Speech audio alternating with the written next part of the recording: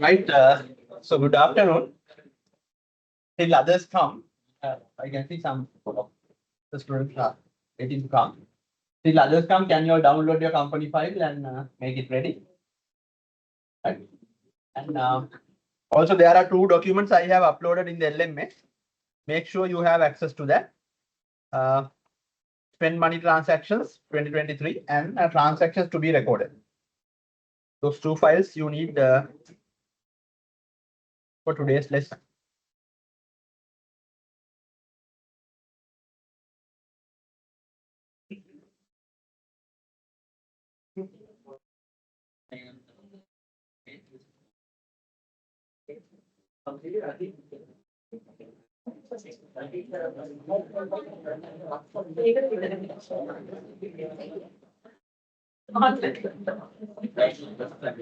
Oh, yeah,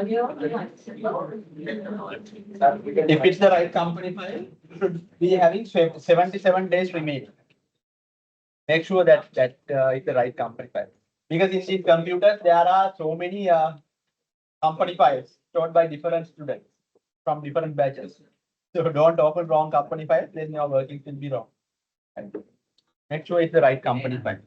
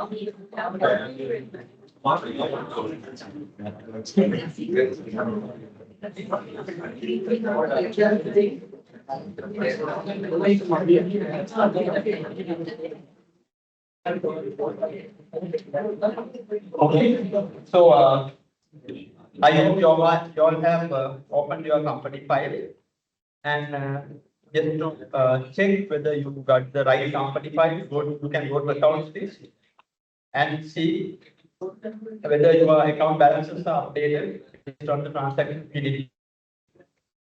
Right? You can see should have some for the bank investment account having 100,000 in balance because we transferred some money, right? We have transferred 100,000 from Sampath Bank current account to the Sampath Bank investment account. And then you should have some balances in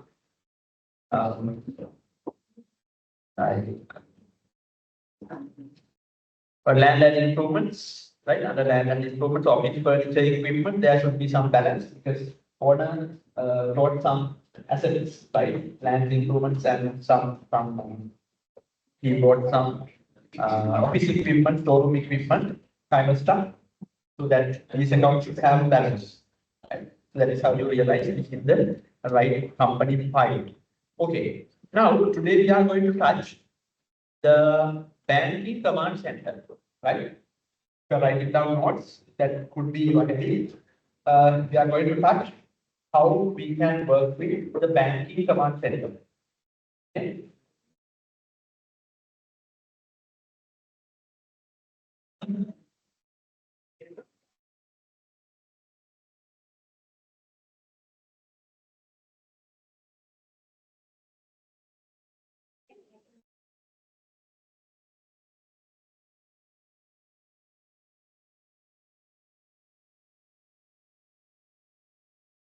Right.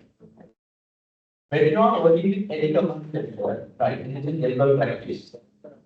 When you are working with any command center, before start working with it, to make sure you can comfortably work with it according to your preference, right? You can work with that particular command center based on your preference. We go and modify the relevant preferences. Right? That is the exact word we use in MyUV. We are going to modify the preferences relevant to the banking command center. Okay. So what is the path to change preferences? By now you should be familiar with that. Setting preferences for the banking command center, and you go to setup preferences. Right? You go to the setup tab, and then you go to preferences. Under the preferences, you have number of tabs. Those tabs, there is a tab for banking. Okay. There is a tab for banking. So I want you to pick that. Right. When you select the banking, right? So there are some preferences. You can look at the first preference. Make a contact log entry for every check. Whenever you are raising a check, for that you want a log entry. Then once you issue number of checks, you will have a list of log reports, right? So that is a good practice for a company, right? That is a good practice for a business. Maybe for the purpose they can have that contact log and all. But for our learning purpose, we will just keep it open without selecting, right? Because we don't need that much of a detail. Second one is also the same. Make a contact log entry for every deposit. Whenever you are making a deposit, for that you need a contact log, right? So these both of these are for reporting requirements. But for our accounting basic purpose, we don't need them. Therefore, we'll just leave. All right. And just say this in a real company, if you are working, you may need this. And you may need it for purpose or internal purpose. But here our purpose is not that. Our purpose is to learn the basic accounting function. Right? Therefore, we are ignoring it. Look at the third preference. That is default check is already printed. I am selecting it because in MyOB, you have an option to directly print the check. So this is a administrative login account. Yeah, administrator. Yes, if it's a user login account, user also is able to set this. They can set preferences relevant to the functions open for them. If it's they able to tick that editable option, then it's a it's a No, they can't. They can't have the security options. Right? They can't have security higher level options because otherwise they may turn that and make the adjustments. Good option, good question, right? Right? The users, general users, when we block them from different functions, they can't. They can just go to that function and work on it. Right? So here, default check is already printed because MyOB has an option to print the check. Once you record the transaction, if you want to print the check, the computer is connected to a printer and you can put the check on it. Then you can even print the check, right? But here you don't have printers connected to these computers and you can't use that option, right? Then we believe when we record a transaction, the default check is already printed separately. Okay, because that printing check option doesn't work here. If you don't have printers, so we don't have checks here. Factory. Okay, but in the real company, you can do that. I think you may have experienced that working as a accountant, right? Have you experienced printing checks? Don't you work with checkbooks? I mean, at the top accountant level, they don't print checks, but at the training level, you don't experience that. You have your business software, right? To print the check. So you break the check, you write the what we call it. The small piece I can print myself. Counter for you, counter for counter. So you have the counter fail, counter fail. Yes. So there you write the information and you break the check, you put it in the printer. In the software, you have options to set up. Date should be printed here, the writing should be printed there, you should carefully program that. Program it, and you can print the check immediately. So that is a nice internal report. For every check you print, you get a log report there in software. Right? So when you are reconciling the bank and the your accounts record, you can comfortably see the check number and everything, and it's a nice, right? It's a nice activity, and it's a good internal control for computers. Now, in this case, we can do that, but we don't have printers that work facilities. Right? Therefore, I select that. I believe default check is already printed. If I do not select this, always when I record a transaction, MyOB will ask me to print the check. Right? Check is not printed, so now you have to print it. Okay, so avoid that hassle, I will just select it. Number 4, display payee rather than memo in register. In the register, after making some payments, in the register, you can leave that as with the memo or the instruction about the transaction, or else you can leave it with the payee's name. Right? When we are looking for a payment, usually in an organization, we are looking for the payments we made to a particular company or to a particular person. So in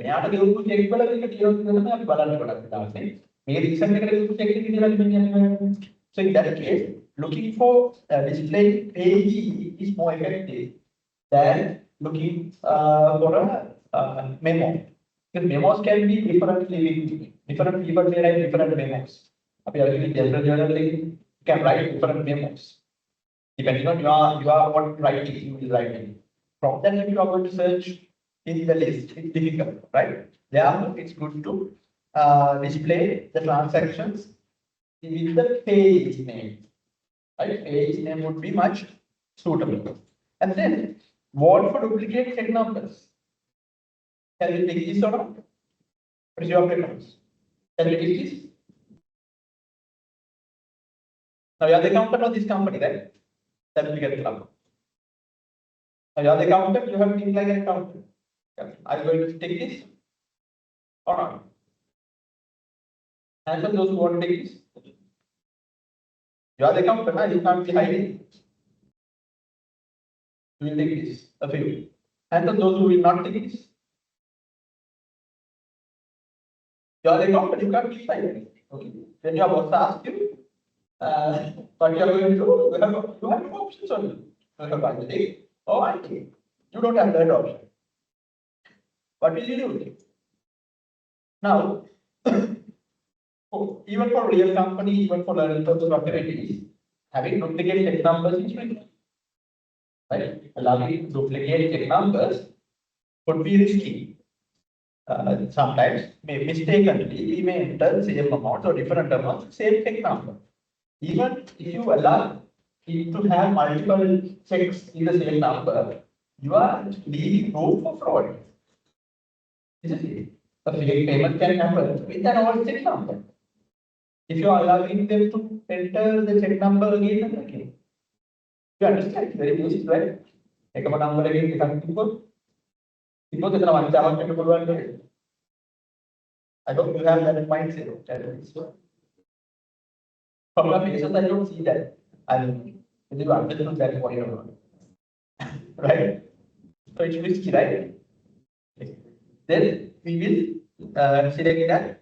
Then system will warn me if there is a duplicate check number. Okay? And then when I receive money, I prefer to group it with other undeposited funds.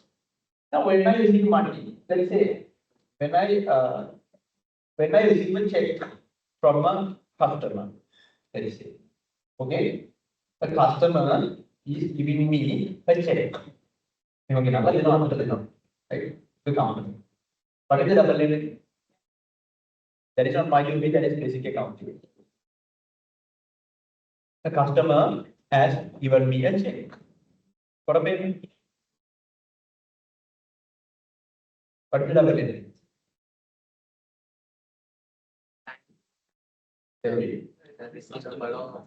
Receivable of the customer account credit.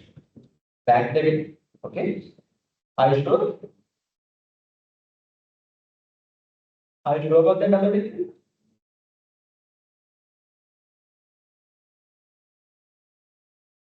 Sales. Let's say sale has already happened. That has happened. Now the data is there. Data is making the payment through a check. He comes and hands over to the cashier. What is the double entry? A-level accounting.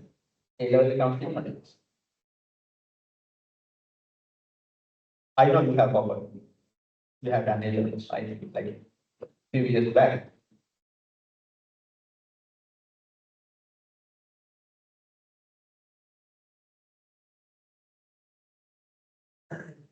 Yes? Actually, it goes.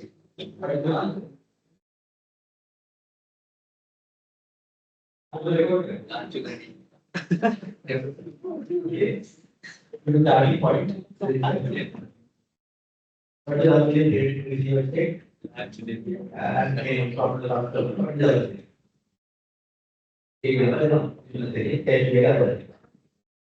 Recording, right?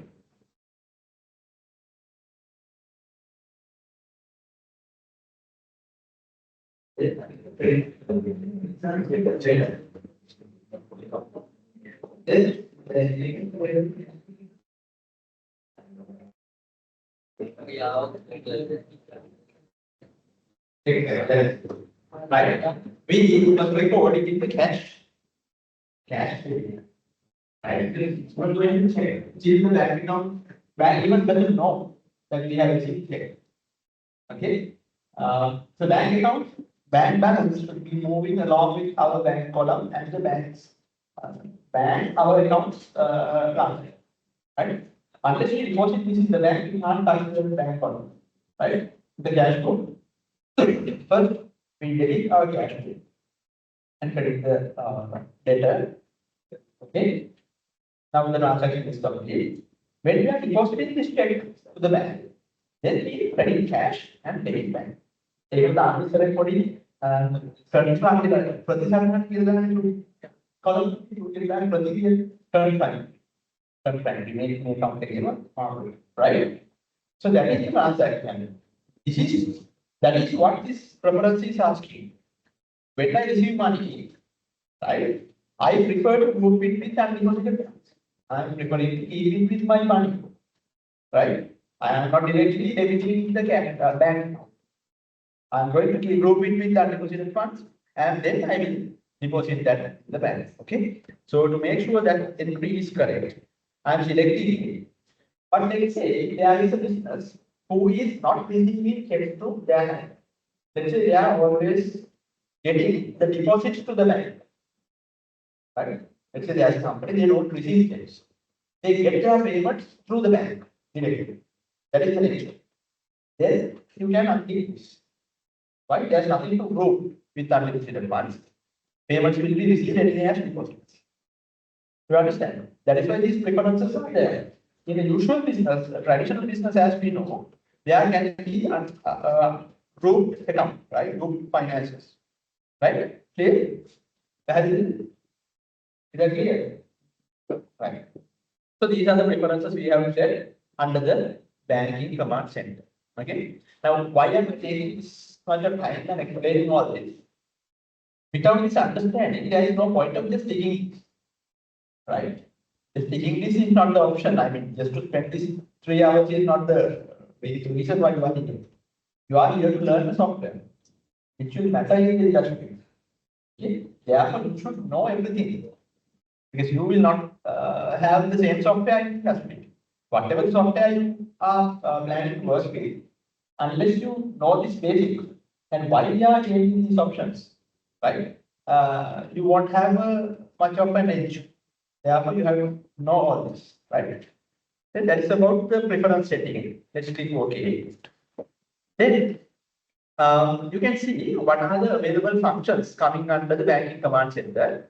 You can see here the bank register is there, right? When you are recording any transactions, you will have that in the bank register. And on the left hand, you can see there's an option called spend money. When you are spending money from your bank, right? When you're spending money from your bank or any cash or bank or whatever it is, you can use that option to record it. All right. And also on the right hand side, you can see receive money. When you are receiving money from any of other sources, any of the reasons, then you are using that receive money option to record those transactions and just going through the interface, right? Then here, the reconcile account that you can use to do the bank reconciliation, right? When you receive the statement from the bank, from the reconciled accounts, you can have a list of transactions happened. Then you can check with the bank statement to prepare the bank reconciliation. All right. And at the bottom, you can see the transaction journal that will anyway show what are the cash or bank transactions happened. Right. So those are the basic fine options you have under the banking command center. All right. So today we are going to work with this spend money function. Okay, spend money function we are going to work with. And before starting that transactions, I just want you to refer to this. So,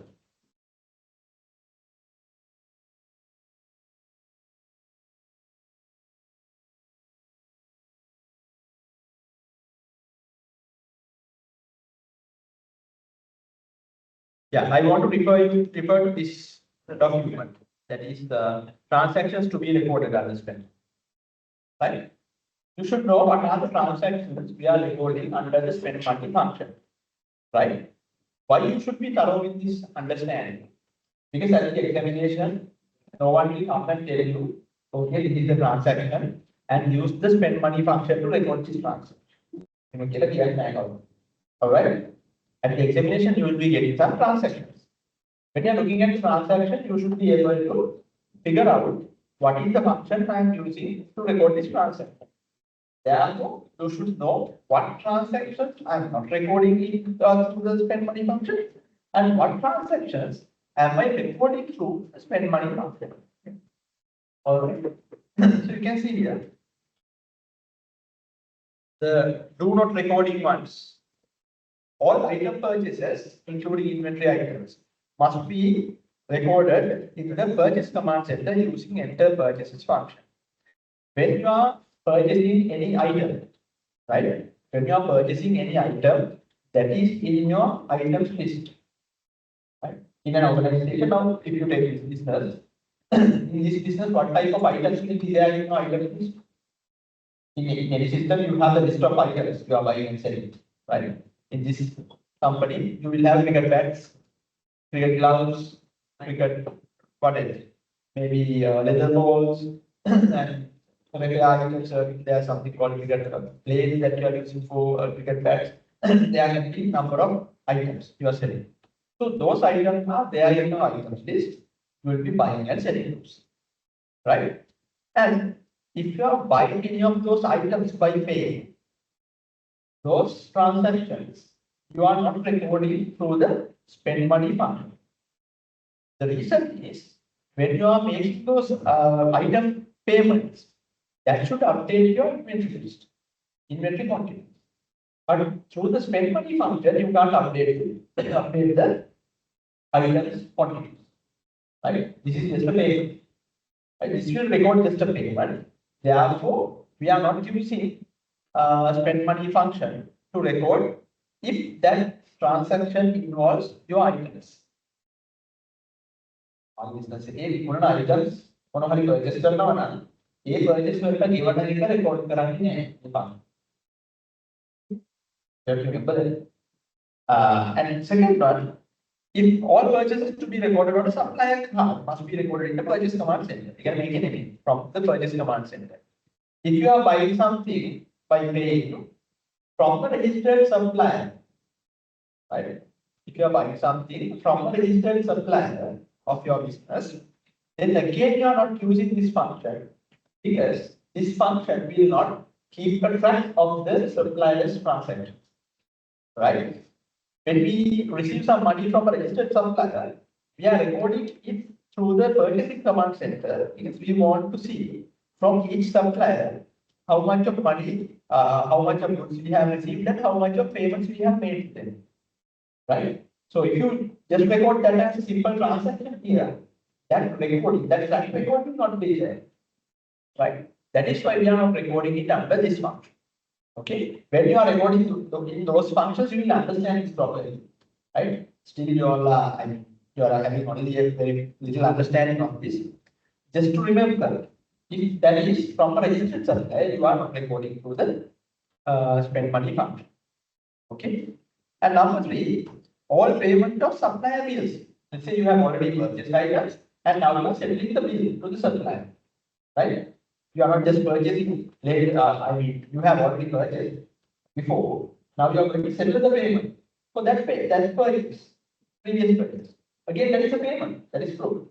Right? It's a payment. But that payment is to a supplier, registered supplier. Right? Therefore, again, you are not using the spend money function for that. Right? The Balagia Muhammad record the payment. Right? This is like that literature. You can't record that, you can't record that, you can't record this, you can't record this. Record that, you can record that. It is like that. Okay? Then look at what type of payments we are going to record. Payments, again, that is the reverse definition, right? The payments that do not relate to an item purchase. Right? There is payment, it is not related to any item purchase or settlement of outstanding bill to a supplier. Those are not recorded in this. Any transaction that is not covering those only will be recorded in the spend money function. Right? Can you give me any example of what type of payments will be there? You are not recording item purchase payments. You are not recording any payments to suppliers. You are not recording any bill settlements to the suppliers. Supplier hari items hari guarantee මොනවටවත් ගෙවන්න බැහැ. That is simple. Right? Then what type of payments can we make through this function? Registration. Registration payment.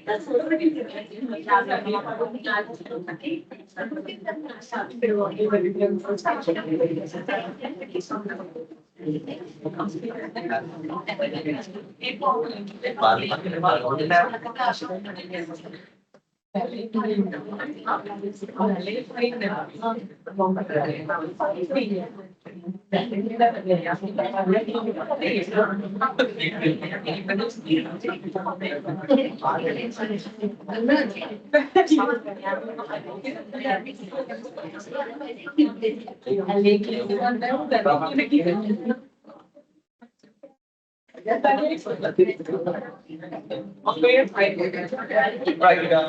You were talking about what type of transactions can be reported under the spend money function. Yes. One example was registration fees and right. The registration fee we are paying. Come on. What type of payments can be made? One example was registration fees or something that we initially spent on the business. Petty cash. Yeah, petty cash payments. Like for example, when we are buying some stationery items on a day-to-day basis, when you're spending for maybe transportation expenditure, Uber given away, like that, little expenses that are not relevant to a very registered supplier or an item purchase, right? Maybe any other expenses, right? That are not majorly relevant to the supplier payments or main operation, that are not relevant to the main operation.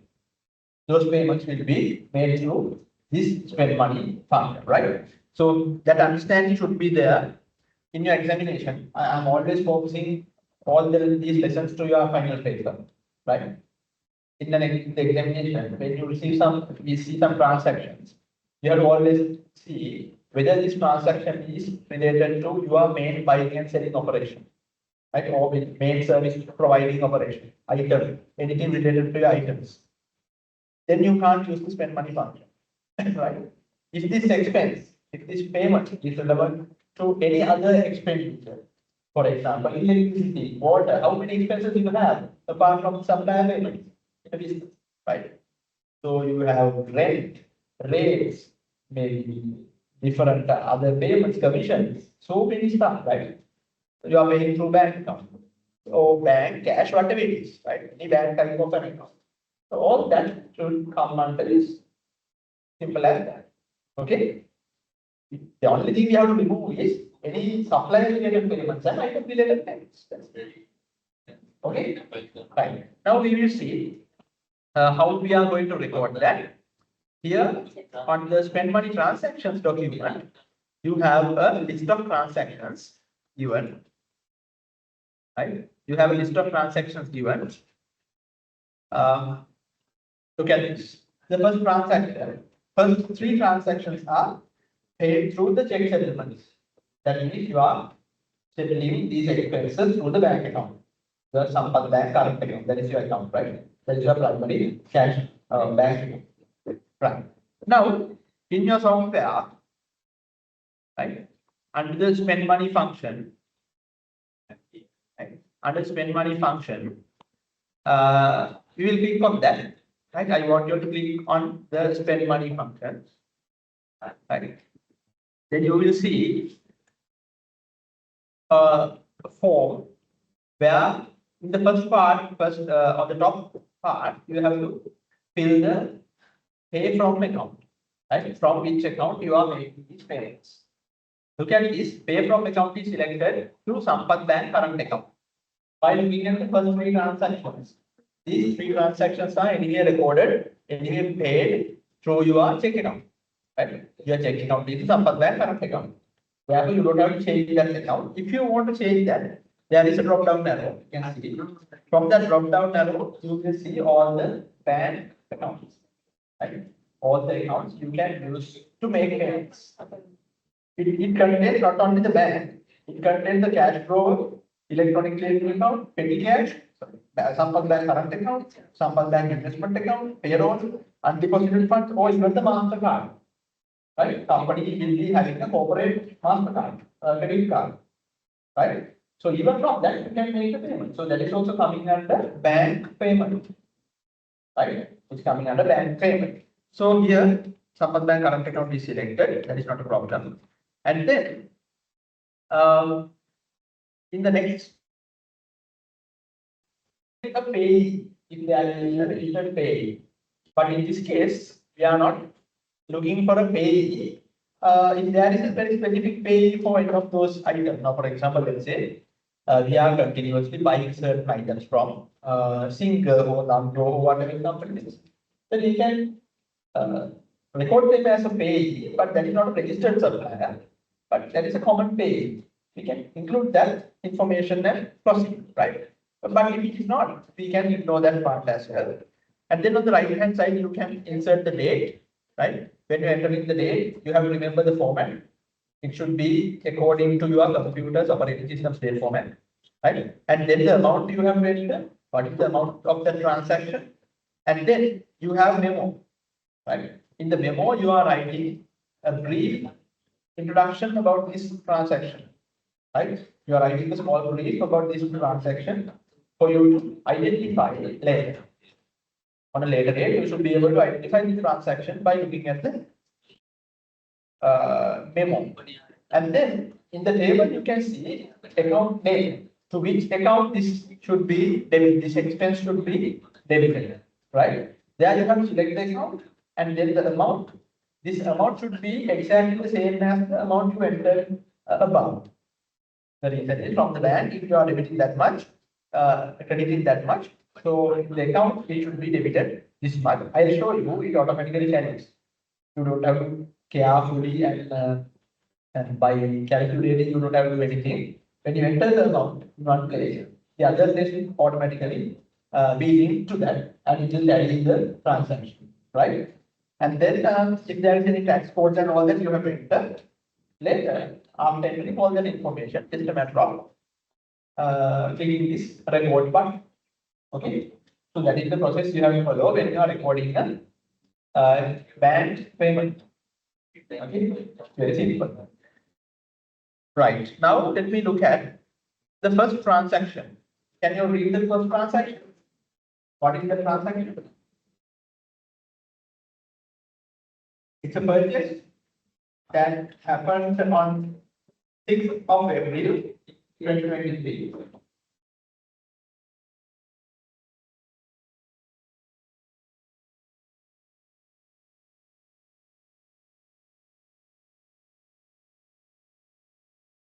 Can you read the transaction? Payment for the construction work at building premises done by the Orient Construction Company Private Limited. Rupees 55,000 is the price. Capitalize this expenditure to the land improvements account. right? So you can see this payment has no connection to any of the items, right? It's a construction expense, right? You are a sporting goods dealer. You are a sports company. So this is a construction expense. So this has nothing to do with your item list, or this has nothing to do with your main operations suppliers, right? This is a completely different company. So I'm going to record this transaction, right, as an example. Here, the date is, I have to first take the date accurately, 6th of April, right? 6th, sorry, April 6th, 2023. April 6th, 2023, that is the date of the first transfer. So I entered that date. And then the amount is 55,000. So I enter 55,000 here, right, under the amount field. And then when I press tab, it goes to the card, but I'm not going to select a card, right? Here there is no registered supplier. You don't see a registered supplier. Then I go to the memo directly. Okay, I directly go to the memo and I enter some information about this transaction. So I'm copying this part: construction work at building premises, right? Construction work at building premises. That is my memo. Okay. I just copied that paste. And if you can't copy and paste, you can write down any memo that has a meaning. And why did we bother that much about recording this page name and the information about the page? Why didn't we bother that much about it? That's the name of the page, right? We have made 55,000 payment. So that's the name of the page. Why did we bother that much to record that page as compulsory entry? Any idea? Yeah. That is capital, right? Yeah, capital. Maybe the nature is capital or revenue. I'm saying that if it is capitalized, it will not be recorded as expense. Be recorded as asset in place. Yeah, you can do the asset. It's added to the asset. I'm talking about the other side, the vendor side.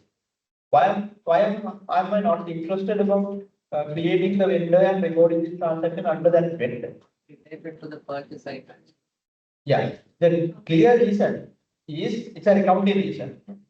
When we are buying something by paying cash, we don't need the debt. There's no debtor, right? There's no creditor, right? There's no creditor. We pay and buy.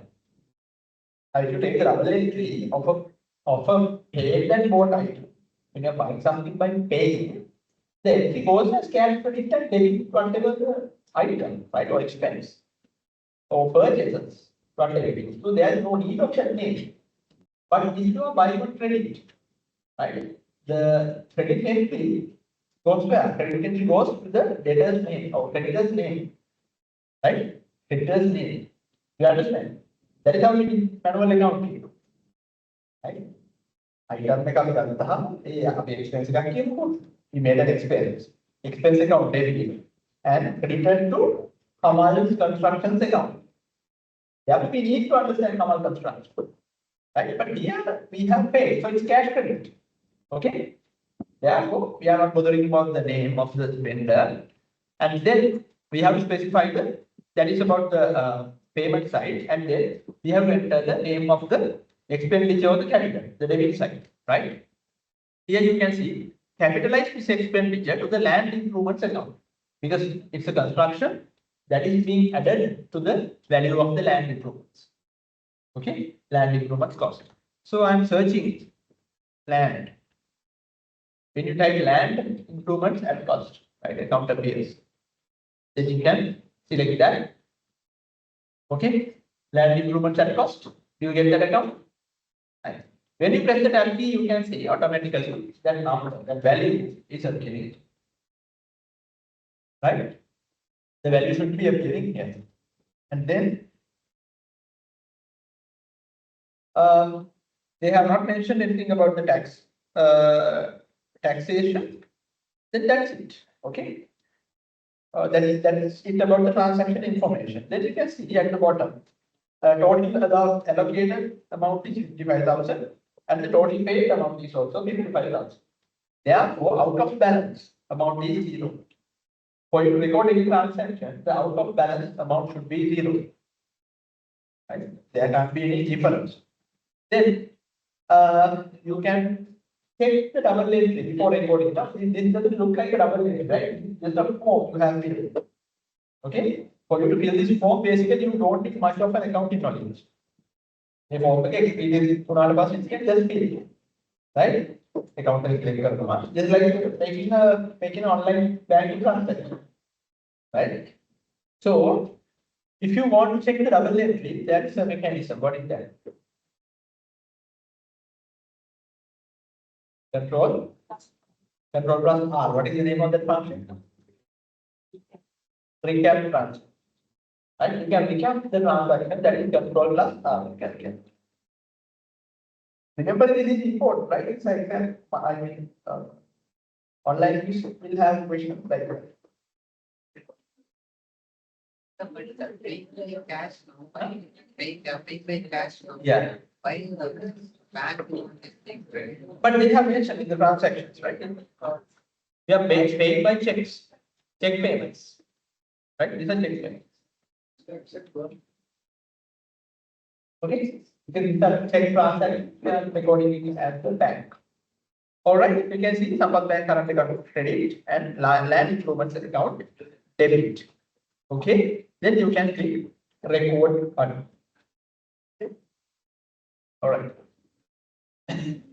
Okay, the transaction is recorded down. If you want to go and see where the transaction is recorded, you can cancel this format. And you can cancel this form, and then you can go to the transaction journal.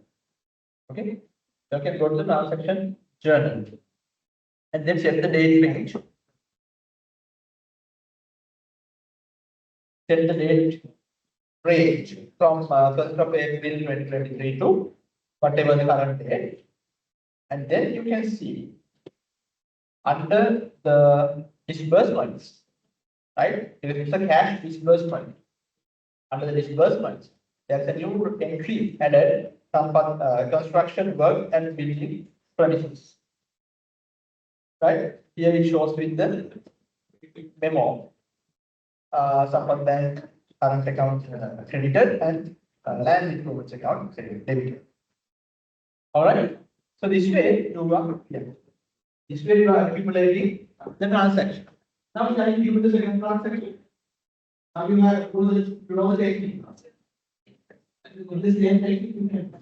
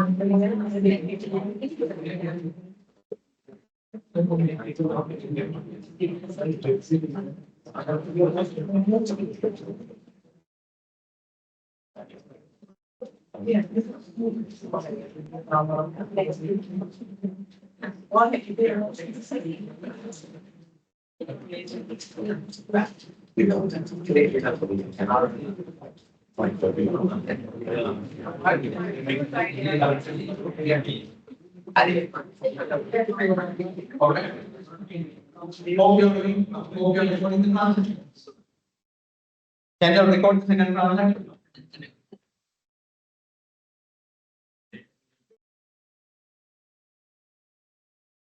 Now I'm just showing you how to record the second transaction.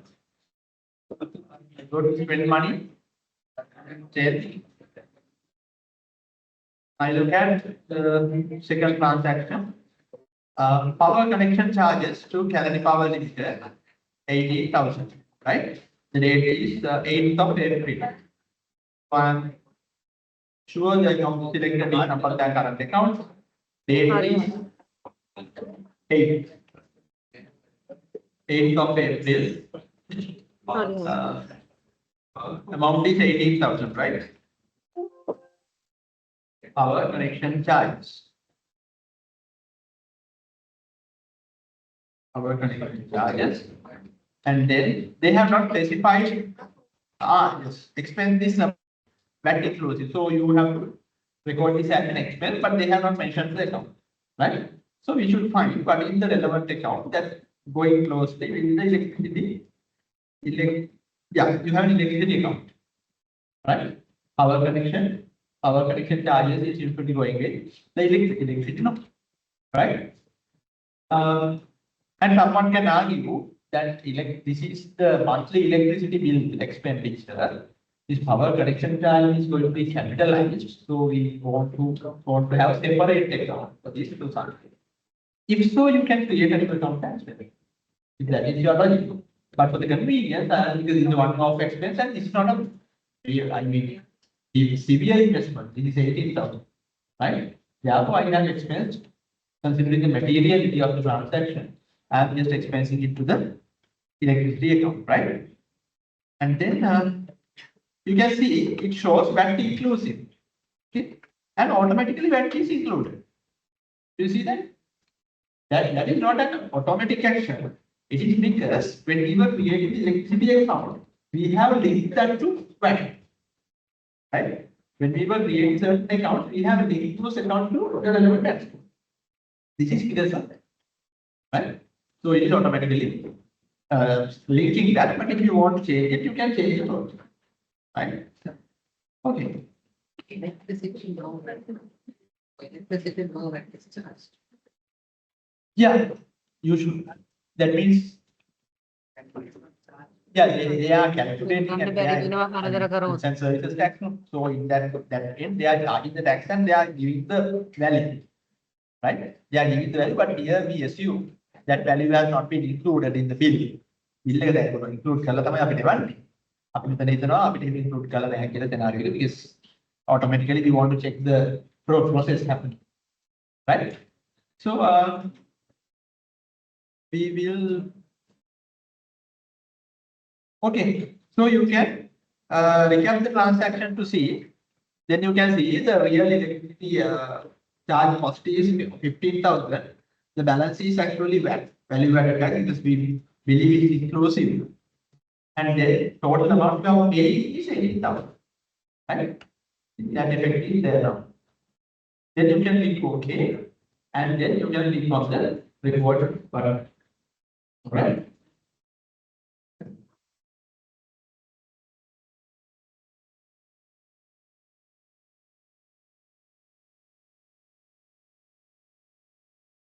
Okay, shall we report?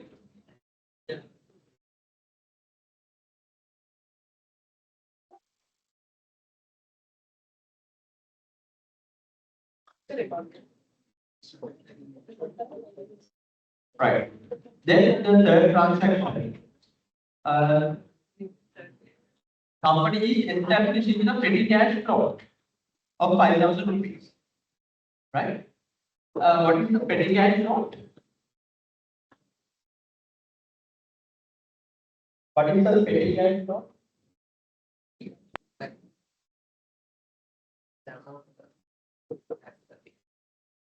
Yeah, that is the amount that you keep as the yield for the petty cash, and that amount you maintain.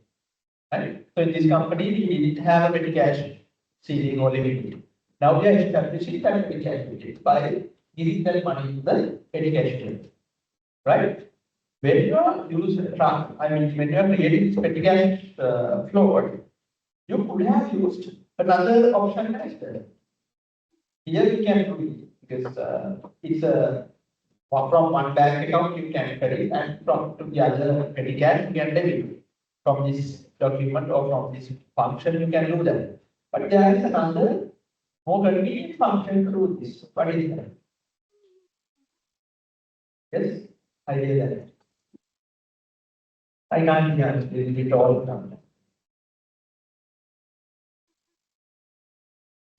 Journal entry, of course, you can do journal entry if you don't have any other option.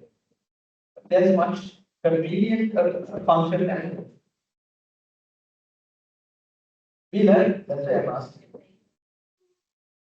That we learn only three functions. Only three functions actually. What is the other function? Okay.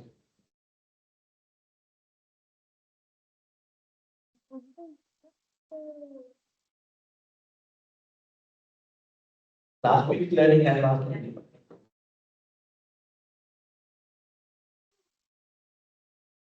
You could have now you could have another easy function. Yes. Transfer money function in accounts function. Right? In the accounts function, there you have a very simple form from which account to which account. Before the balance flow, after the balance you will see. Right?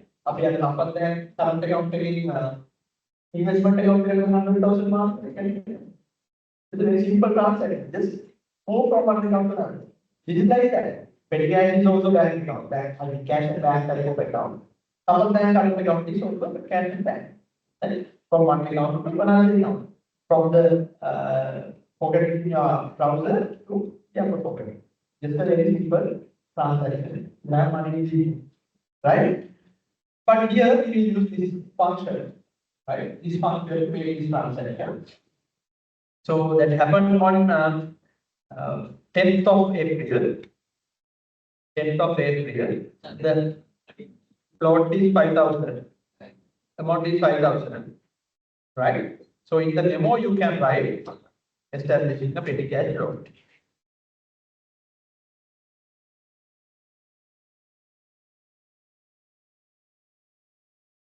Establish a petty cash float, and then as the account you have then mentioned the petty cash. Right? Petty cash account you have mentioned as the account for debiting.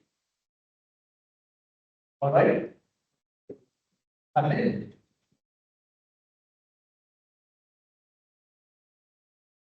then when you press that, it will pick the number 5,000 here. There's nothing about taxation here. It is just a simple transfer between two cash and bank accounts. And you can recap the transaction to see the double entry. From Sampat Bank, it will be credited and the petty cash it will be. Okay. Then you can just report that transaction.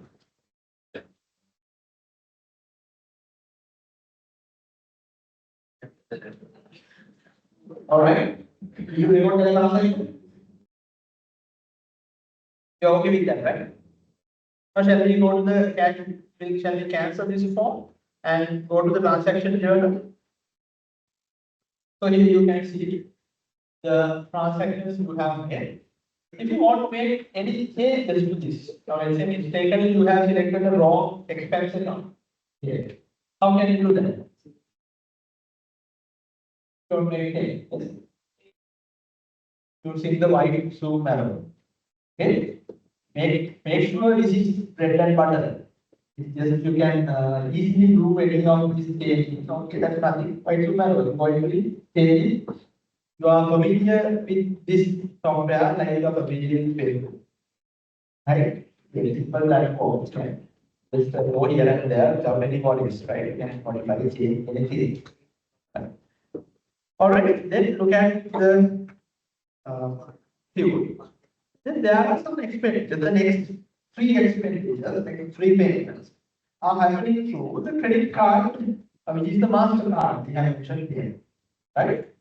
The next three transactions are happening. It is the same nature of transaction.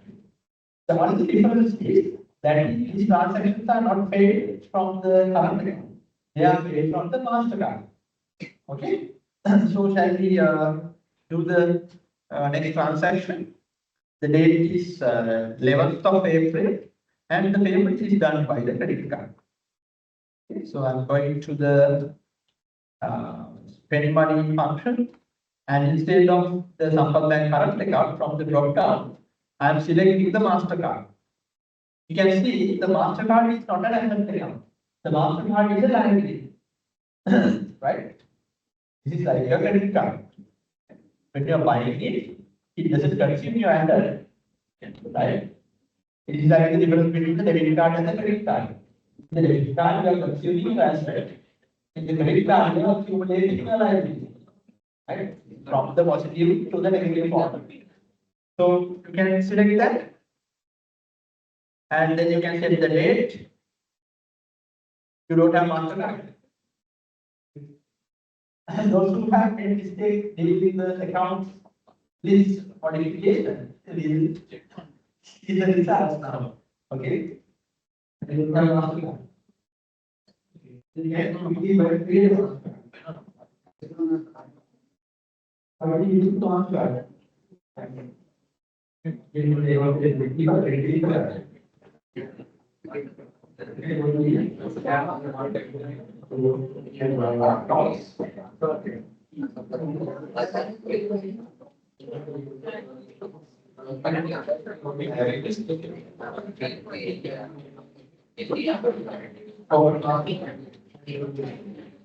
Yeah.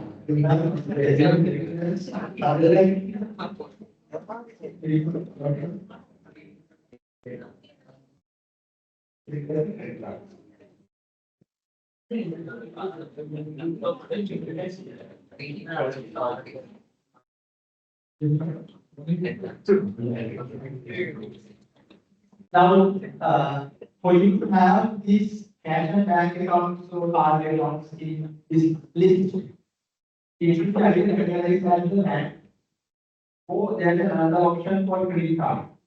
Right? If the MasterCard is not paying list, that is this you not categorize that as a credit card. Okay.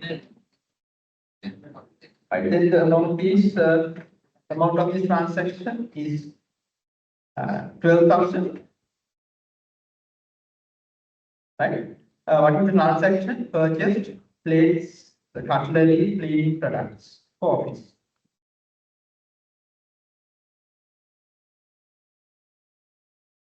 Right. Purchase plates, cutlery, cleaning products. Right. Then we are required to expense them to the general office expenses.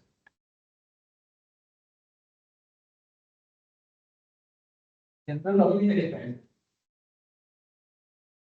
Okay.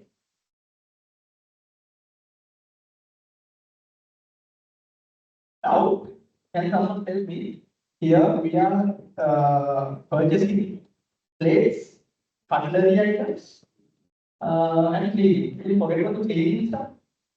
Cutlery items. You can keep for more than 1 year, right? When you buy cutlery items, the cutlery you see in hotels or restaurants, you can see it's used for years, right? So can we expense them to an expense account? You say useful liability more than 1 year. हमारे पकड़े लिए ना आजकल के पारंपरिक पकड़े लिए budget वाले लिए और फिर समाप्त करें Yeah. Can we expense them to an expense account?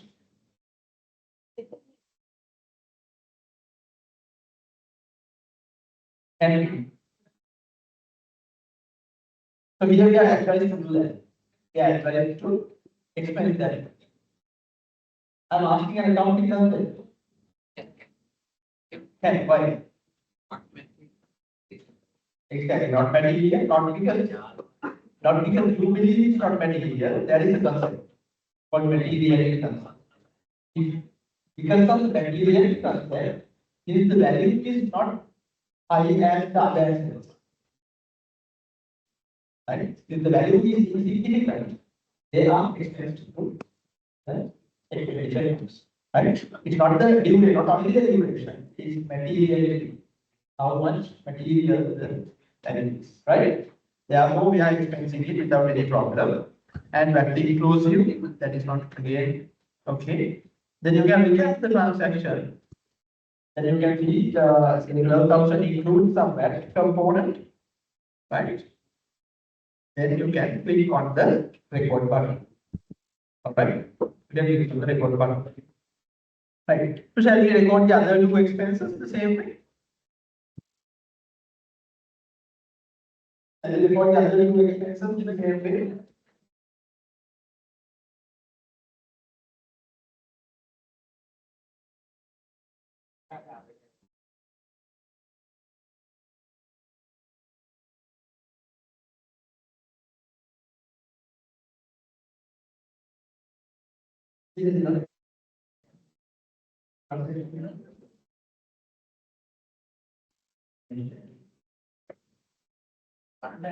Can you record the other transaction?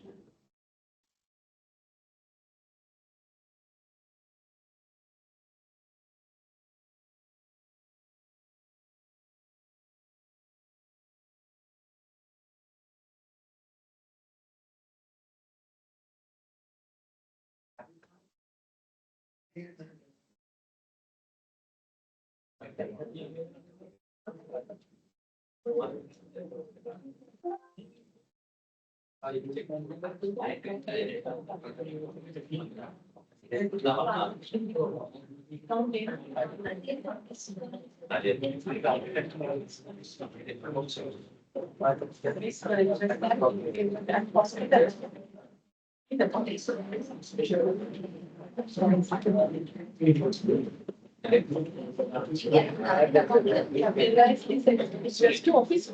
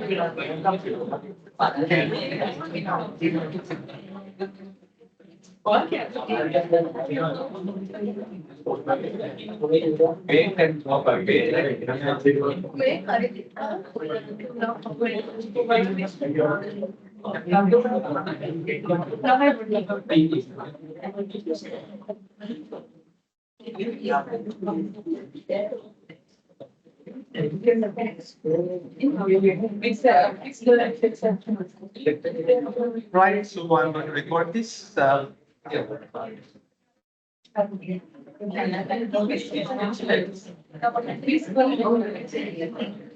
It's 12. Amount is 54,000. Demo is purchase fax copier machine. The company name is not relevant because we have paid and bought this machine. And this expense should be capitalized to the office furniture and equipment. The amount will be automatically added. There's nothing about the taxation they have mentioned. You can just recap the transaction and then record it.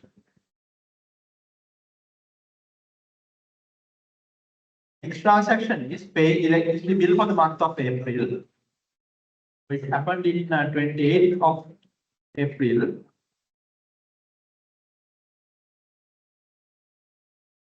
The amount is 4,260.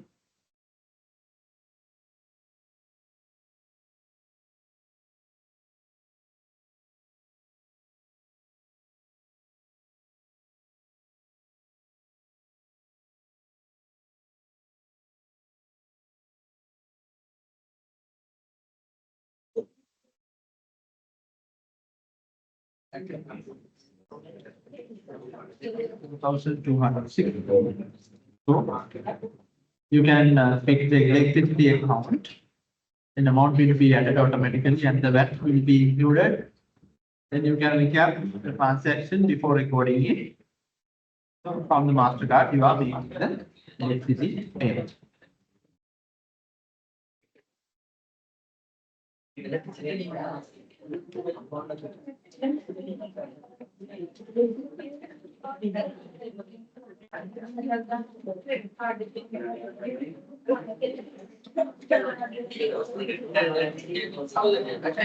Okay, did you record the MasterCard payments? All the MasterCard payments?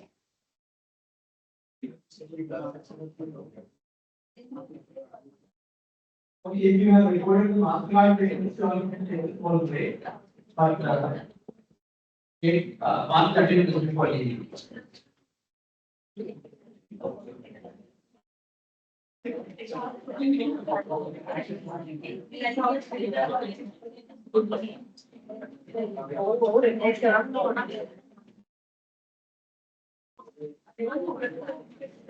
Okay, you all can mark your attendance and take a small break. Take only 15 minutes break, right? Then we can finish the lesson a little early. If you want to go early, you can take a short break.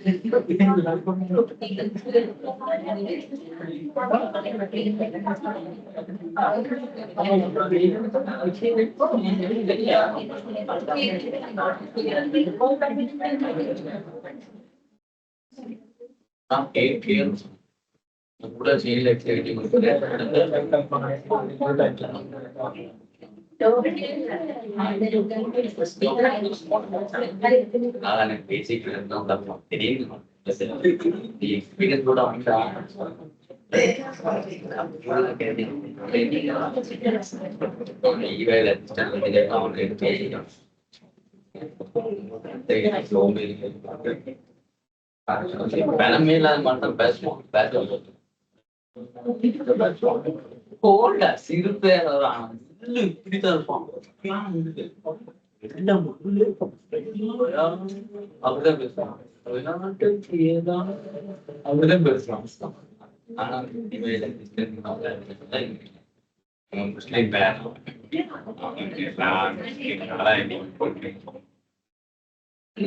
கொஞ்சம் இது இல்ல வாங்க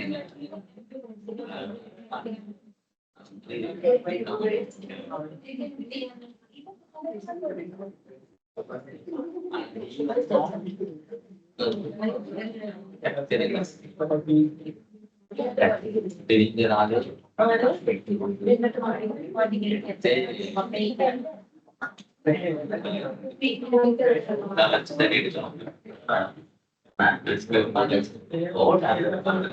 சீரியஸா கொடுக்குது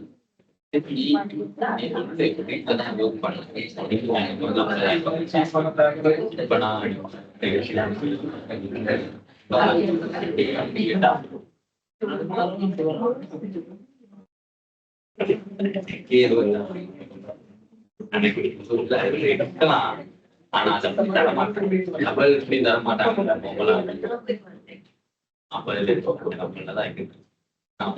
double ஆக மாட்டாங்க ஒரு company போக டபுளா கேட்டு அது வேற டபுளா கேட்டு எல்லாரும் தர மாட்டாங்க இன்கிரிமெண்ட் சொன்னாங்க ப்ரொமோஷன் ஒண்ணு இல்லை இன்கிரிமெண்ட் ஒன்னாலும் டபுள் தர மாட்டாங்க நீங்களா தாரது நீ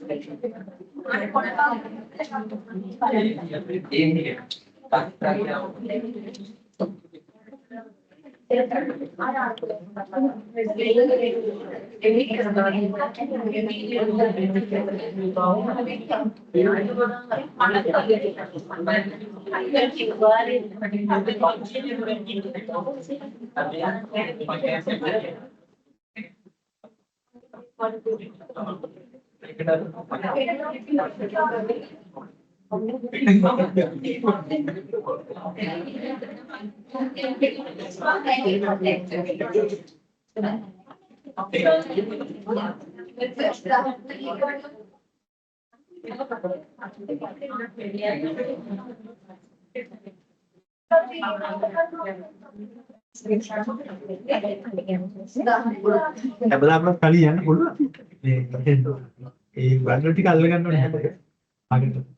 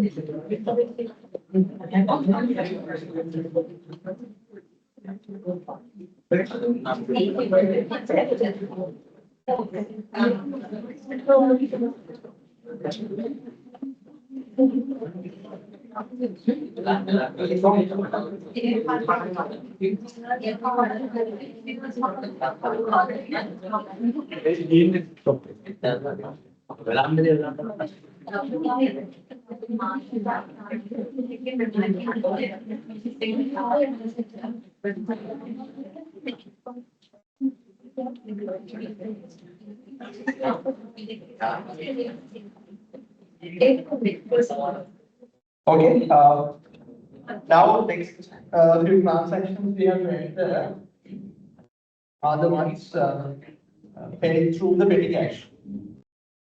Right? We will follow the same procedure, but the only difference is the pay from account we are using is the petty cash. Right? So shall we go to the same function? Same function instead of the master card. Now we will select the petty cash as the pay from account. Right? Select the petty cash and then set the date. 20th, on 20th you have postage first, and then 26th you have cleaning expenditure, and on 29th you have rates.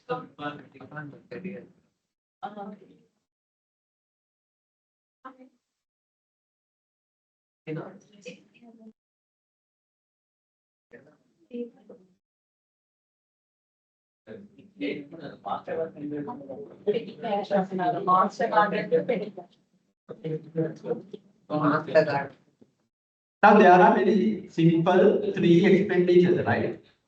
In this form, you have option to enter multiple amounts of accounts or multiple amount of payments at once. But can someone tell me, can we include all these three payments in one form or we cannot? There are three simple payments. Can't we put all three in the same form and record as a single transaction?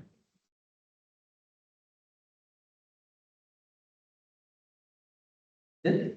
Can we or we can't? Yes, we can't. The reason is the date. Dates are different. Now, in case if the date was the same, and in the same with the same payment, if you made a few different expenditure, then you would have used the same format, right? And enter that same as a single transaction. But if it is going as different prepayments, you have to have different forms, even though it's a small transaction. 208 rupees. Postage.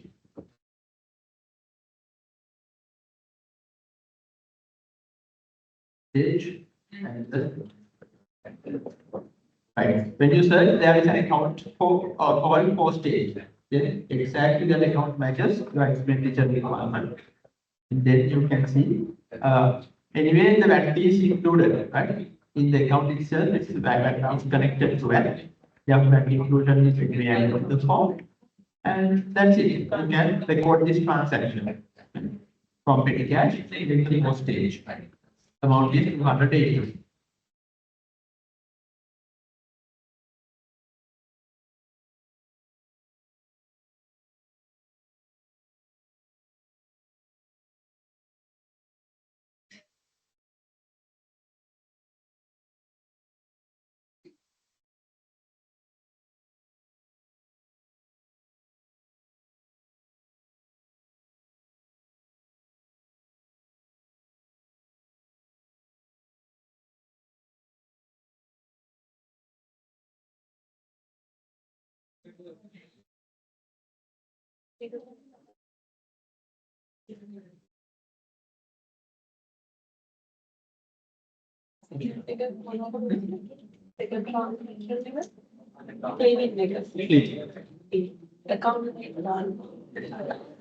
Okay, I'm recording it. Now, second transaction is cleaning. 26 is the date. Amount is 2000.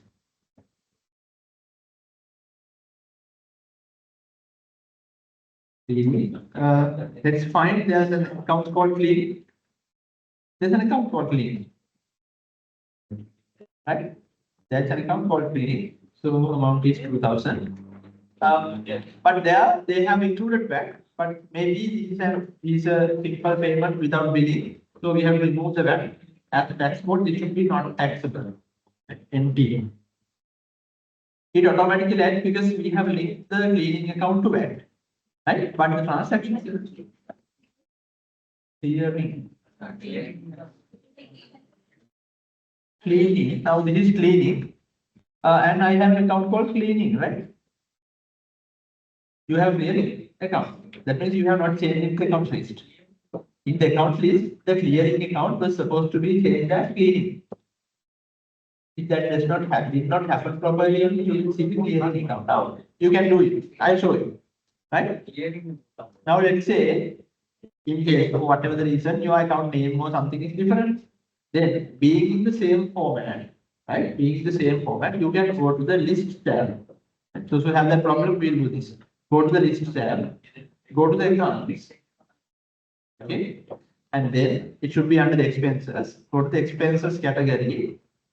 And then go and find where is that account here. 4,100, right? Then from the white cube arrow, you can open the account and do whatever the modifications you want.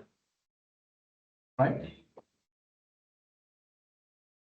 I wanted to show this in the next transaction because in the next transaction, you are supposed to create a new account. Okay, you change the name of the account as cleaning. Okay. In my case, it's anyway cleaning, but if you have changed it, so you can modify that, then close this account view, then this form will be automatically updated. Or then you can select the cleaning account, right? Then you can recap the transactions and see the double entry. Thereafter, you can click on the record button. Okay, record this. Yeah, you have to remove the VAT account and make it as not taxable, NT. Because in the transaction it says it's not taxable, NT. Right? You have to modify accordingly.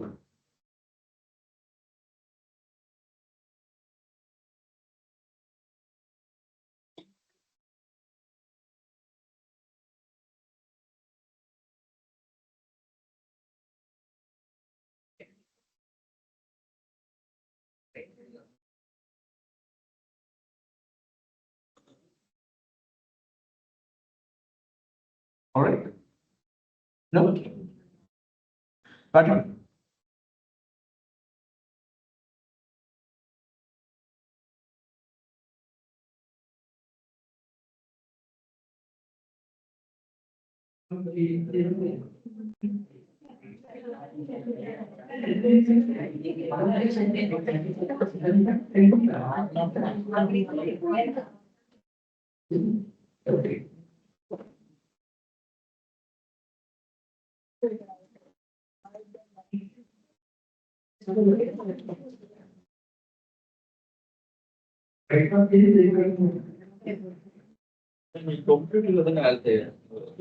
Then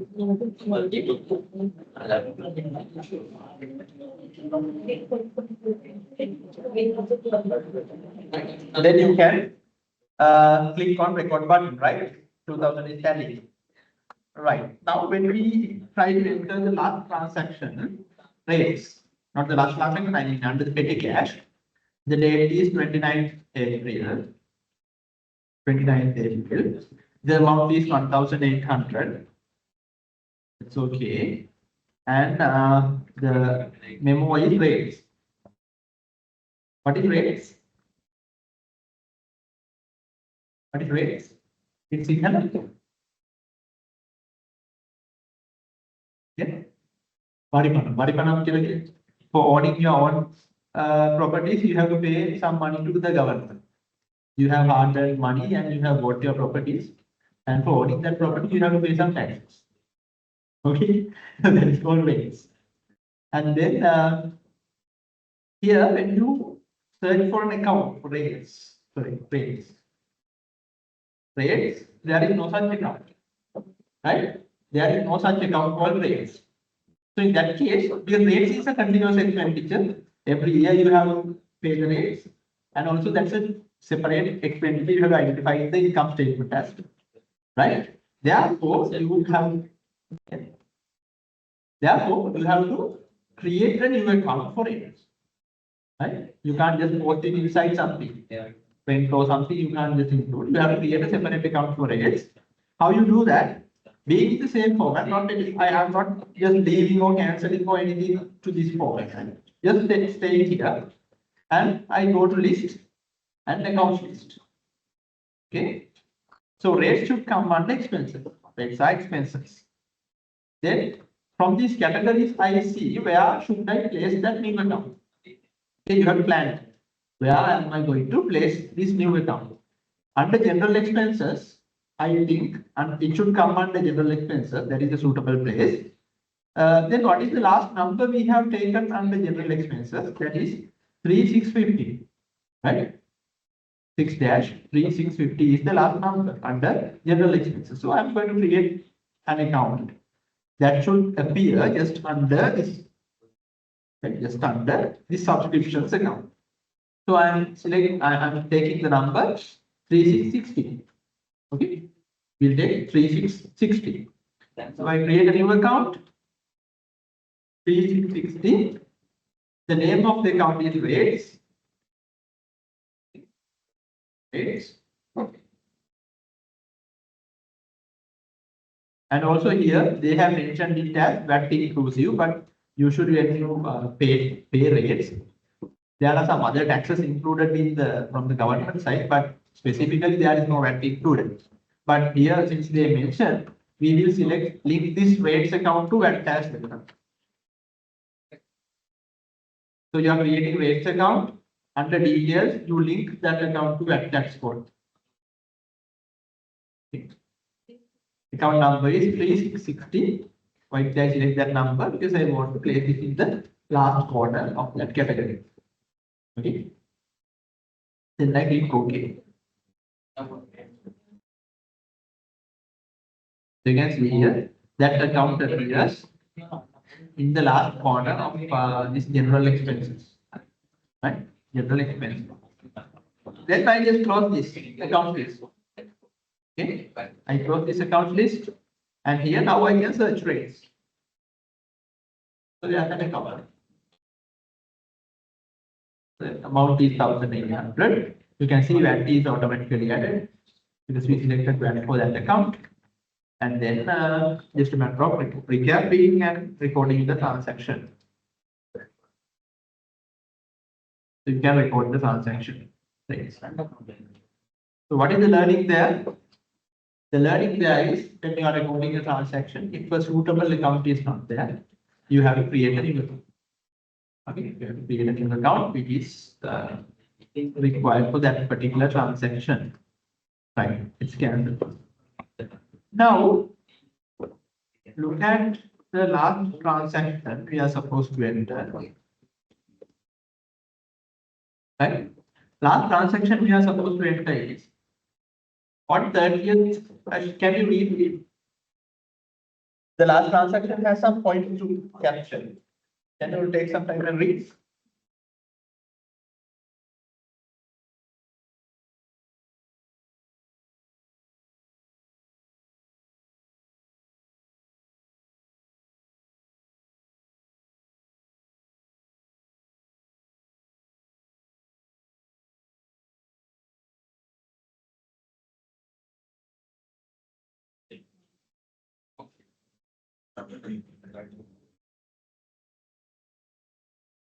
Did you all enter the rates transaction?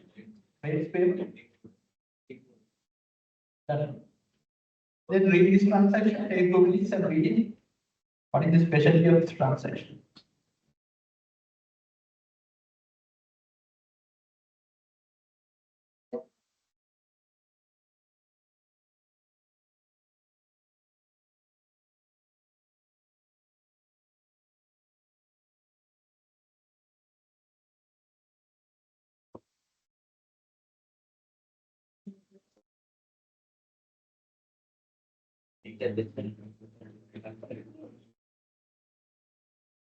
Nanti tengok ada kamu kan, kadang dia tu tak fikir dah. Baru. Sital kita. Right. Now, if you transact, that's a specialty, right? On 30th April, that is the last day of this month, you are signing a rental agreement with a company, Ashok Corporation Private Limited, to use a motor vehicle.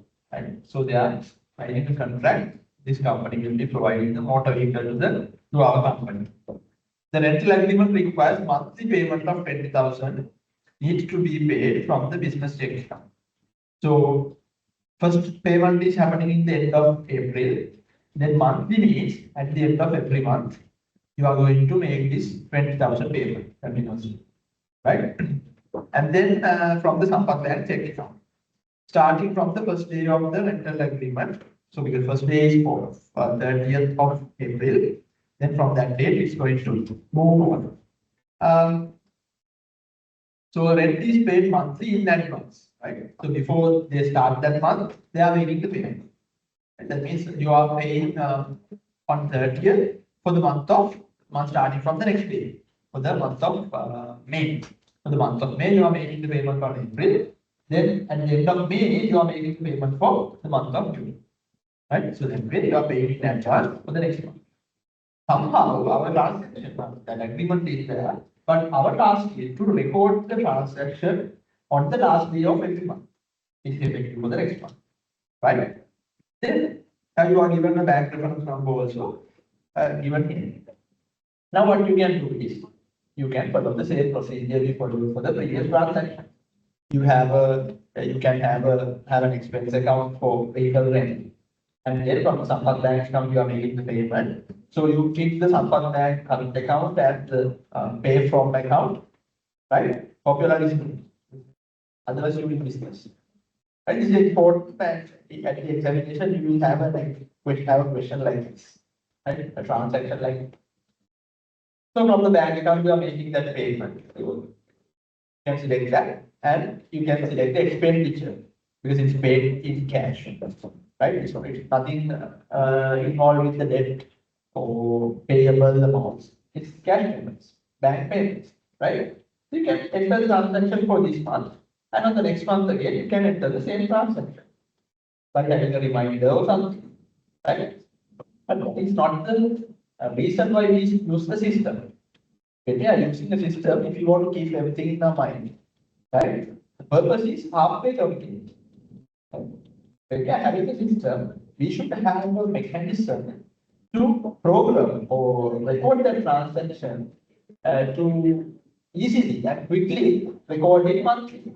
Because the transaction is going to happen continuously. We call it recurrently. Recurrent transactions have you heard that? Recurrent. I transaction. Right? Happening again and again. So in MyUB, there is an option called recurring transactions. If you are writing down your notes, write it down. That is a technical word, recurring transaction. Otherwise, you are not writing anything. So you are keeping all that in your memory and the rest of the stuff. Start writing it. It's good if you can remember. Not a problem. Right? Recurring transaction. Right? So what are recurring transactions? This is the idea. You can write your numbers if you want. The idea is when the same transaction is happening in the same intervals. Right? When the same transaction is happening in the same interval, in a given interval, right? Then you can use the recurring transactions option to keep that recorded. Right? You can use that to keep that recorded. Right. Now we will see how this transaction needs to be recorded. Now I'm using the same function, right? I'm using the same spend money function. And I know its payment is made through the Sampath Bank current account. So I keep that Sampath Bank current account. And the date is 30th April, right? So I change the date to 30th April. Okay. Then the payment amount is 20,000. Payment amount is 20,000. Right. And then you are supposed to write a memo. The memo I am writing rental agreement with Ashok Private Limited to use motor vehicle.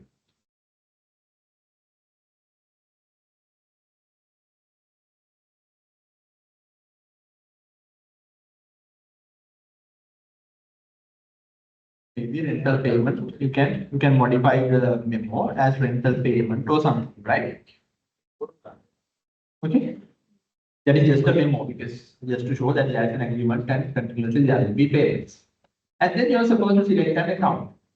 For vehicle rent, we have to have an account like maybe vehicle rent account or maybe rent vehicle account, whatever the rent related account should be there. So shall we go through the accounts list and see whether there is a suitable account? Click the drop down arrow in front of this accounts name. On this, I'm looking for expense accounts and expense accounts. The rent related accounts. Here I have an account called rent computers and rent video equipment and rent council land, but I don't have any rent account sheets. For vehicle. For vehicles, is there any account? No, right? No. We don't have an account for vehicle rent. Okay. So what we are supposed to do? Create a new account, right? We have to create a new account. So let's go to the list, accounts, and it's under expenses again. Under that, again, that is not a financial expense. That is again coming under general expense, right? For general usage, we are hiring the vehicle. Then we can give the next account number, maybe 3670, right? Because it's going as multiples of 10. Therefore, we'll use the account number 3670. New account 3670 is the account number, and then account name may be vehicle rent. Vehicle rent account.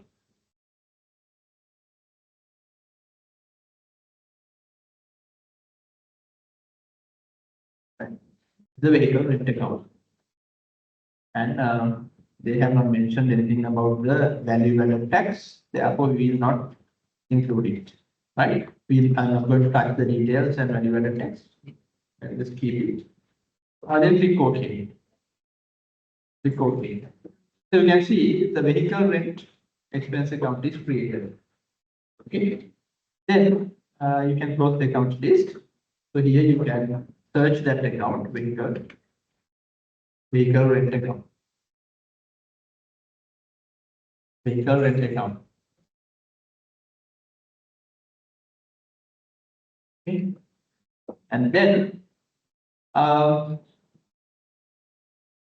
right. So total allocated cost you can see 20,000, total paid 20,000. Now this looks like a usual payment that we made, right? We have recorded similar many transactions. So this looks like a similar action we are going to make. But since this is a recurring transaction, we have to take another action, that is taking this transaction as recurring. This is very similar to when you are going to record payments in your online mobile or banking app, right? They ask whether this page should be saved, whether this transaction is a recurring transaction, whether to save it. So it's like that, right? Nothing complicated here. So at the bottom you can see left hand side there is a button called Save as Recurring. Do you see that? You have to click on Save as Recurring. Click on that, and then you have to give the commands on how this recurring transaction happens, right? How this happens recurrently, you have to give that information. What is the recurring transaction name? That is rental agreement with corporation, right? That is okay. You need done.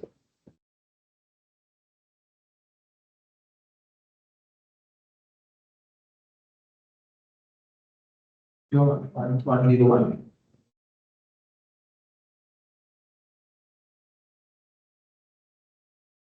Right? Then the name is rental agreement with Ashok company, corporation. And then frequency. How, in which frequency you are making this payment? What is the frequency given in this transaction? Monthly, annually, whatever. Daily, weekly, you can see. Lot of options are there. Every 3 weeks, every 4 weeks. What is this? What is the frequency of this? Monthly, right? Every month you are making this payment. So it should be monthly. Nothing to change. Then starting one. Now the starting one should be very carefully said, because it's true that today we are entering a transaction on 30th of April, right? Now this transaction is anyway going to be entered. We entered this manually, we are going to anyway record this transaction. We don't need a reminder for this. Okay. But the reminder transaction will be starting on when? The end of the next month, right? From the end of the next month, this recurring transaction will start. Therefore, you have to set the date for that particular day. Month of May. What is the last date of month of May? 31st, right? 31st. 31st, 2023. Right? Because the recurring starts from the next week, next month. Sometimes the date is switched to 30 or 20. Yeah, when it is taken as a month, it will take the last date of the month. Right? The starting from 31st of May, right? Then you have an option to define the scope, how long it will take, it will be recorded. One option is continue indefinitely. That is until you stop, it will be continued. Indefinite means there is no defined time period. Every month it will give you the reminder, right? And then continue until this date. If you know specifically this agreement will end on this particular date, so you can give that ending date. Then this will be given as a reminder until that date, on a very specific date. And the other option is perform this number of times. How many transactions you are supposed to make? Let's say 10 times, 12 times, like that. Right? When you are looking for these lease agreements, they say 48 times you have the number of payments. They say, right? 48 times you have to make the payment, like that. So you have those options. In this transaction, we are not specifically given how many days or how many times or ending date. Then what we can do is we have to keep that as continuing indefinitely until we want to stop it. Just continuing, right? So keep that first option. And then under alerts, you have two options. The first option is to give a reminder for me to record this transaction, right? The other option, second option, is automatically record this transaction, right? Which one is more safe? Which one is good for our situation? Now, you can choose whatever the option you want. If you are 100% confident that this payment has to be made and you are sure your accountants will be really paying this on the exact date, then you can even use the automatic recording option. But for the safe side, I am recording using the first option. I'm asking the system to give me a reminder, so I will record it. Right? Because there can be, it's my point of view. I don't say that this is the only way. In my point of view, practically what happens in these kind of vehicle hire situations is suddenly they stop the hire service, or suddenly they stop this service. In that case, I should have an option to stop the payment for the next month because these are paid in advance. Paid in and there's a risk in paid in advance payments because once you make the payment, you can't do anything about it, right? If it's a paid in arrears, then even automatic payment is okay because you have already taken the service. Now you are making the payment for the service you have taken past, right? You have taken in the past, but this is an advance payment. Then if payment is gone, it's unfair for the company. හොඳයි බලන්න දැන් අසාධාරණ කම්පැනිකට දිග තමයි අපි බලන්න වෙන්නේ හැම වෙලේම. Right? Therefore, because I don't want to take that risk, I'm asking only a reminder. Right? So this is like I hope you know that Tesla vehicles are having their systems to review the situation of the vehicle, and if the let's say there's a repair needed, it has the options to self order the vehicles they need. To that level, it can be programmed. And for example, let's say you need tire replacement, then it will, when the suppliers are fed into the system, the car itself will place the order for tires. Right? So in Sri Lankan context, that doesn't match, right? So we are using the tires until it's completely worn out. But the international context, when it's in the right time, they place the order. So even for the user, if user have enough money, that's okay. But if not, you have to make sure your budgets are available to buy the things that your car is ordering. Right? It's not a human, so when it's needed, it will order the parts and replacement items and all. Right? So this will be again some similar story. This will be keep on recording the transaction if you do not have a control. Right? So I am keeping that as a reminder to record this transaction on which day, on its due date, right? So I want a reminder on its due date, or maybe you can select in number of days in advance, maybe 5 days in advance, please give me a reminder. So that way you can schedule it. So I am scheduling it on its due date. On the specific date, give me a reminder. So I selected that, right? So remind the administrator, that is me, to record the transaction on its due date, right? Then when you are recording the transaction, the next block, use the next information number as check number. So that is enough, right? We will have the next sequential check number for that, right? Then you can see there is an option called save my changes when I record this recurring transaction. You can click on that button. Okay, save my changes. Click on that button. Click that. Save my changes when I record this recurring transaction. Okay. Right. Then you can click on the save button. Now you are going to save that programmed transaction. Right. Then you can click on save. So the recurring part is saved. Then you can recap and record this transaction. Recap the transaction. So you can see it will be credited to the Sampath Bank current account and debited to the vehicle rent. Then you can click OK and then record this transaction. Then record this transaction.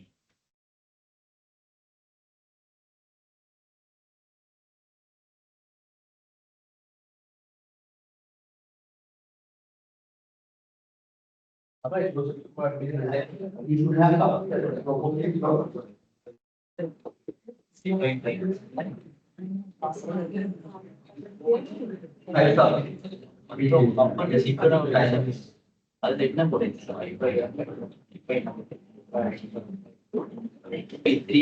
right? So you have recorded transaction. Then you can see Just cancel the format thereafter. In the transaction journal, right, under disbursements, you can see at the bottom, the last transaction, this is the rental agreement or rental payment you have made to Ashok company, right, for this month. And so that is normal, that is the payment we have already made. Then close it, right? So under the option tools, these tools that you have, right? These tools you have are known as option tools. I hope you can remember. On the first day we discussed it. There's an option tool called to-do list, right? So click on the drop down arrow, and then there is this recurring transactions, right? Under to-do list, you have recurring transactions list. You can click on that and see what are the recurring transactions available. Because in a real company, there will be number of recurring transactions. Here, in this case, we have only one, right? But in a real company, there can be number of transactions. Here you can see the recurring transaction is given with the next due date, right? Next due date is 31st May. All right. And then if you want to, if you really want to record it, you can go into that transaction and then you can change the date and record it. But later, when you open the company file itself, it will give you the reminder. There is a recurring transaction overdue. You are supposed to record it, right? To get that, to get that reminder, and then you don't have to fill anything. Just a matter of click that record button. So the transaction will be auto-filled with the same details. Just show you the pop-up message, right? Then you can cancel this. And also, if you want to modify this recurring transaction, because time this recurring transaction may require changes. So in that case, you can't just use this part, to-do list and recurring transaction part. For you to do that, you have to go to the list and recurring transactions, right? If you want to modify a recurring transaction, this is how you have to go under list and recurring transactions, right?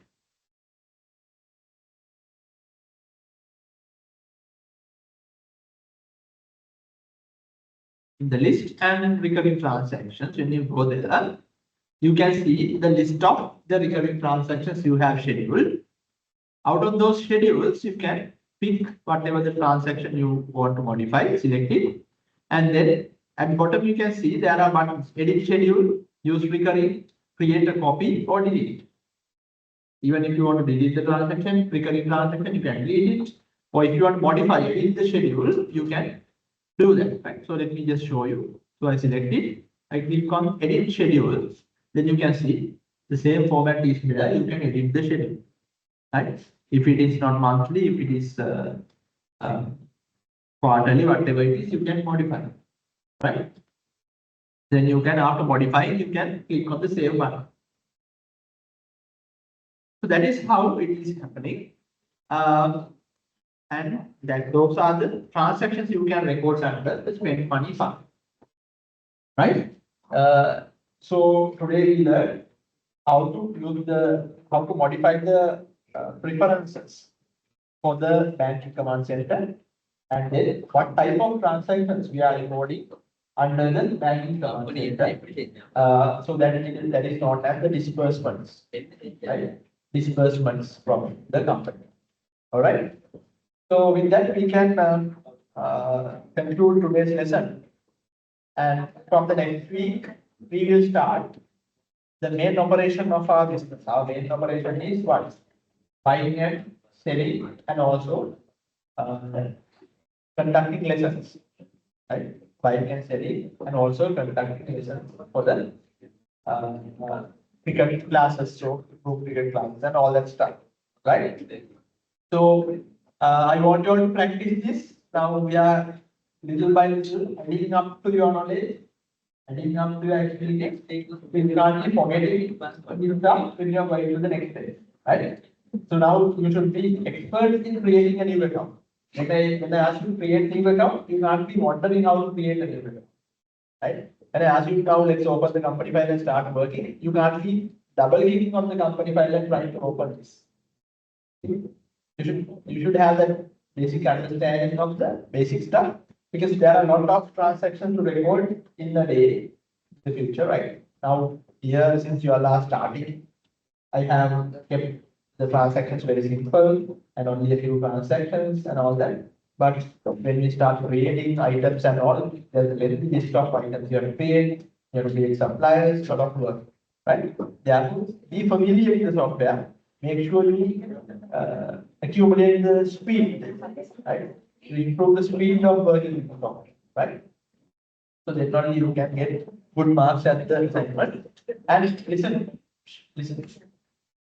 With the content you completed today, you are supposed to submit your company file to continuous assignment one Dropbox, right?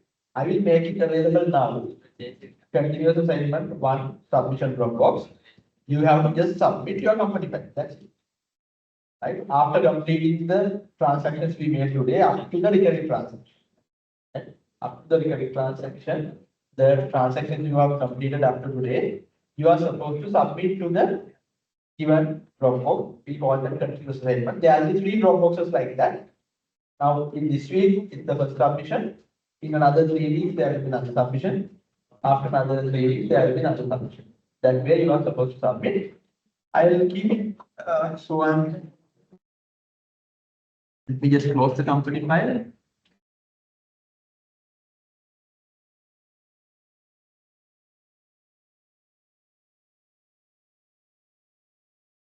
Under the week number 5, right? The week number 5.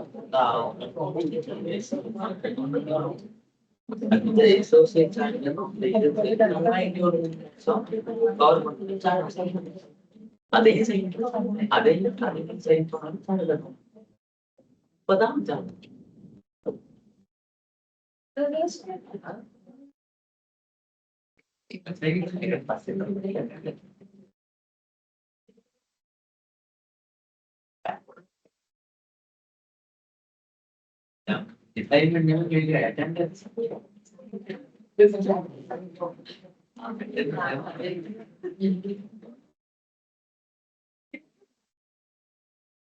Right. So you can see the CA1, that is continuous assignment one submission Dropbox. You can submit it now itself, or else I mean that's the best option. You can complete the task and go home. Even for those who have not submitted, who can't submit today, I have given the deadline till 30th of June. Right? Till 30th of June, you can submit. The complete karabu MYO file, not MYO file. You have to submit, right? That's why I told you this is not a major evaluation, but I want you to make sure you complete the tasks you have completed up to now and you submit. When I about marks for this continuous assignment 1, I basically download all 3 submissions you have made, and then I check whether you have done the work inside those the required content, and your mark is going to be an accumulation of those 3 submissions, right? As I told you, it's easy marks. You just continue what is taught in the class and submit, right? There's nothing. There's no preparation required or anything, just a submission. You can submit it here.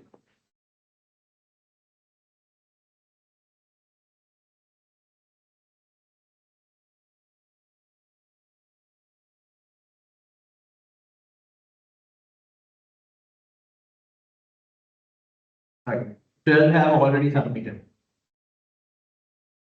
Okay, so you all can submit and complete it.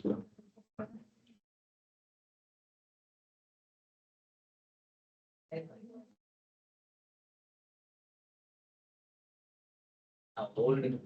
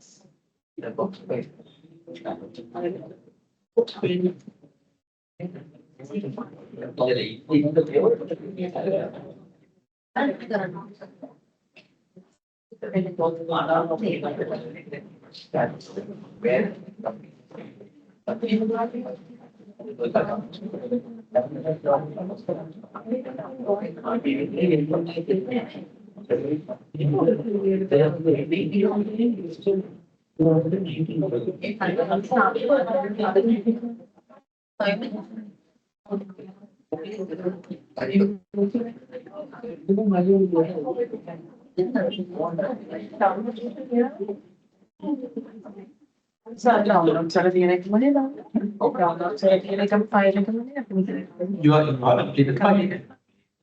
Other than that, file, yes, submit that file. I don't know where it is. That should be in your folder, wherever it is. Find that. I know where my file is. On the desktop.